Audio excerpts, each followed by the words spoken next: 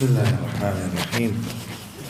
الحمد لله رب العالمين، وأفضل الصلاة وأكمل التسليم على سيدنا محمد سيد الأولين والآخرين وعلى آله الطيبين الطاهرين، ورضي الله عن أزواجه وأصحابه وأحبابه والتابعين.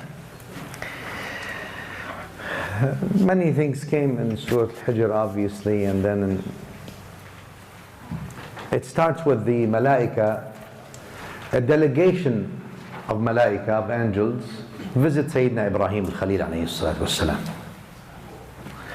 But the Quran tells us as if they visited him in human forms, unidentified. They did not flash their badges, yani. This is kaza. They did not tell him we're angels at the beginning. They just came as strangers to Ibrahim al-Khalil alayhi salam. Nabiullah Ibrahim, as you all know, Allah sent him and commissioned him as a Nabi or Rasul. He's the father of the Anbiya.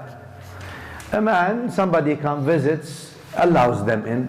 He allowed them in. He put food in front of them, they don't eat. إِنَّ مِنْكُمْ وَجِلُونَ. Al-Quran says, what's your story? Something is wrong with you. Then they tell him, look, don't worry, we are angels from Allah subhanahu wa ta'ala. So they identified themselves. And we are after qawm mujrimeen. We are after some criminals, some people who are doing criminal stuff, bad things. Where the Nabi that is under his jurisdiction, not every, as the ulama of aqaid they say, there's difference between Nabi and Rasul. They say every Rasul is Nabi, but not every Nabi is Rasul. How so? They say the Nabi follows the laws or the book that was sent to the Rasul. The Rasul comes with new laws, new book.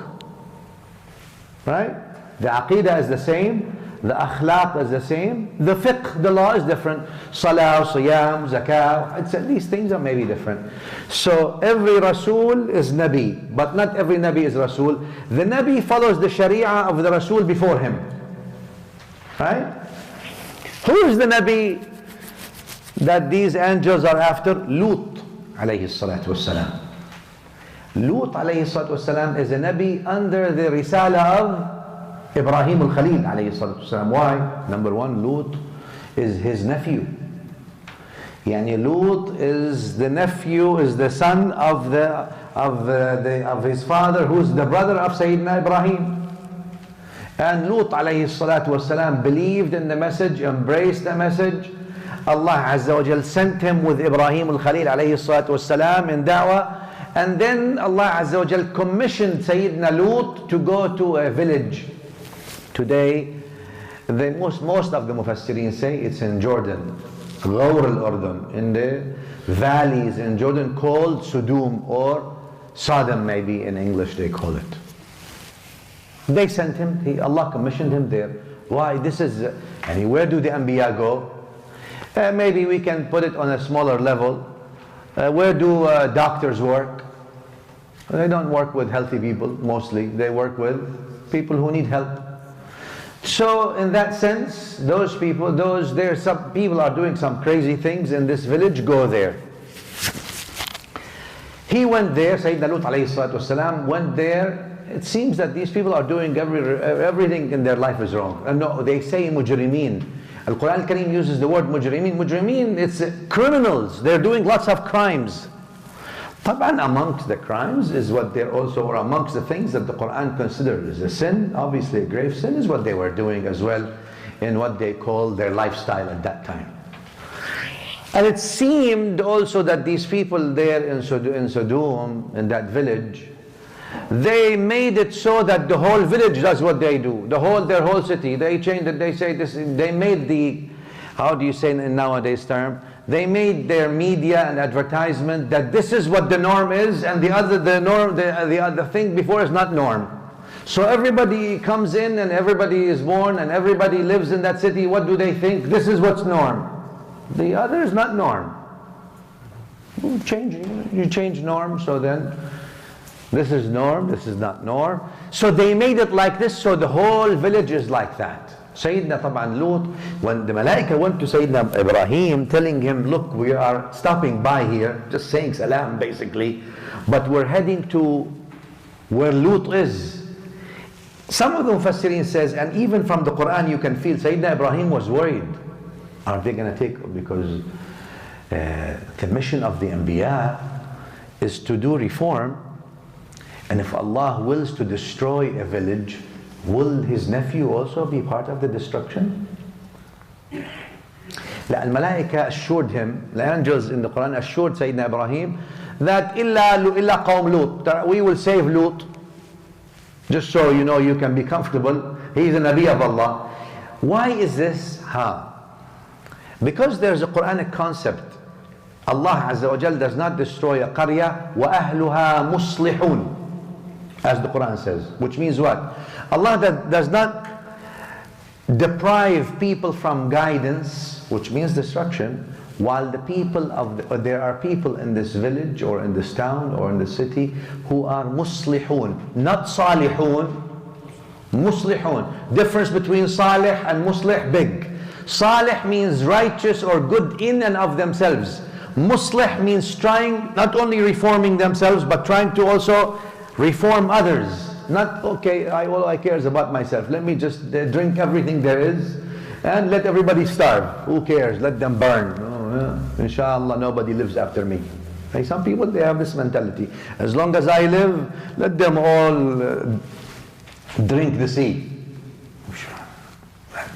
Allah destroys a village. That's why the meaning, the contrapositive meaning, Allah may deprive His guidance from a village even if there are pious people in that village. Why? They have not done their job to be what? Not salih only. Muslih. You have to put your part. You have to do something. You can't just say, oh, well, you know what, I'm good on my own, I don't need to worry about anything else. And the Quran says, then you're eligible for destruction as well. Why? You haven't done anything. You haven't done your share. So Ibrahim al-Khalil was worried when the angels visited him. Are you going to take out the whole city there, the whole city to the angels?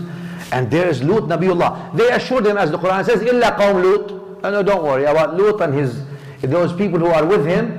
We're going to save them except his wife. The closest, amongst the closest people. كانت من الغابرين. She conspires with the others. She facilitates. So, you know, she's partner in crime. Even her closeness to Nabiullah Lut did not help. Anyway, so the angels now went from there, from they're still inhuman, they're in human forms. Well, the angels are angels. They go to the Sodom there, and they Sayyidina Lut alayhi salatu wasalam first also, he says, Munkirun, you munkarun, we don't know who are you, what are you doing here, why did you come here? He's worried about them. Why are you here? You people should leave, this is not the place for you. No, they told them, don't worry, we're coming here to save you. We are here for you. We understand the situation and all this. So in this, Taban, his wife conspires with the people. Allah Azza wa Jal asks him to leave this whole place. Shuf now. And it seems that from the sunnah of Allah Azza wa Jal, sunnah yani the way of Allah Azza wa Jal. From the way of Allah Azza wa Jal is that He does, so long there's even, there's even one muslih, someone who's doing reform, He leaves it. Even if the whole thing is bad, one doing good, one positively contributing, left it. But therefore destruction only happened after the angels told him what? Told Sayyidina Lut alayhi salatu wasalam, leave the city. So now he left them all by themselves, and then obviously Allah Azza wa Jal's destruction came onto them. This gives us lots of things, especially I want to say before I finish. Sometimes anti-religiosity, look, number one, we said religion cannot come by force, can only come by choice. Otherwise, it's not iman. There is no faith if it's forced. It's not faith, it's forced. Sometimes throughout history, and you see it from the Qawm Sodom or Sodom, the people of Sayyidina Lut alayhi salatu wasalam, they're not just happy that they're anti-religion. But they wanted to make it, in a sense, at least it's been depicted as you don't have a choice but to actually bless what we do. Then we'll allow you. And what that means is this. In nowadays terms, you see it as well. Restriction of the hurriya of iman, taqyid hurriyat al-iman. Yani to restrict the freedom of iman, wa itlaq hurriyat al-kufr. And to open wide the freedom of kufr. So in kufr, you can be as much creative as you want, do whatever you want, worship whatever you want, all this you are respected. But we have to restrict the freedom of iman. You cannot do, even if you're not, we're talking non-violent, non-hateful, etc., but you can't. And you see that in many times. Obviously, in many of the, before, in the old days in Turkey, not now, alhamdulillah, things have changed in Turkey, but in the old days, for example, you could do whatever you want of vices, but you could not have a hijab if you're a Muslim woman, for example, that you like to have, that you out of your own free choice want to have a hijab. No. Restricting the freedom of iman. But if you want to do whatever kind of kufr, go ahead, no problem, nobody stops you.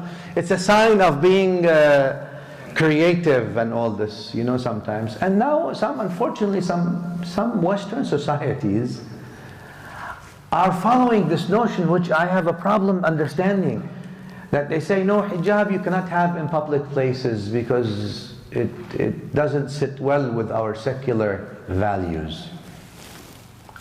A piece of cloth threatens the republic.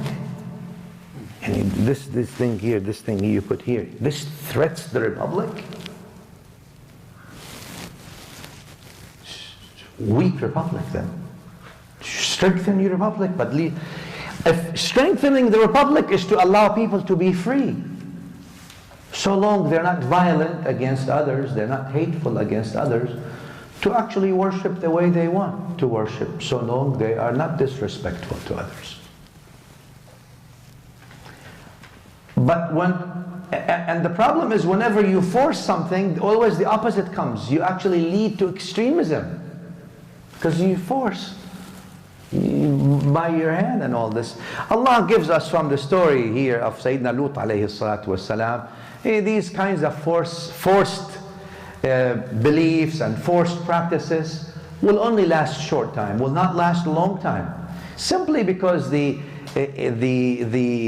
nature of the free human being that Allah created free does not like to be told how to worship, does not like to be told how to do things, so long they are respectful of others. Anyway, I think there's a lot to learn from this, and we have to talk about it more. And that's also a call for all of us to realize and to teach our children and to teach ourselves and the communities also that the way of Allah Azza wa Jal, Allah Azza wa Jal is Halim. He is patient. And He gives us opportunities to do things and all this. Also, as members of society, whatever society does, I think it's part of our deal, part of our agreement with Allah Azza wa Jal to be positive contributors in billati ahsan, in the best of ways, and to engage, not to disengage, and not to prejudge people, but actually to give people the benefit of the doubt, and to, like Sayyidina Lut alayhi salam did, stayed and did and tried to do all that he could. And I think it's very important to realize that with all kinds of things that we think that where we can positively contribute. Wallahu subhanahu wa ta'ala protect us and you. Wa sallallahu ala Sayyidina Muhammadin wa alihi.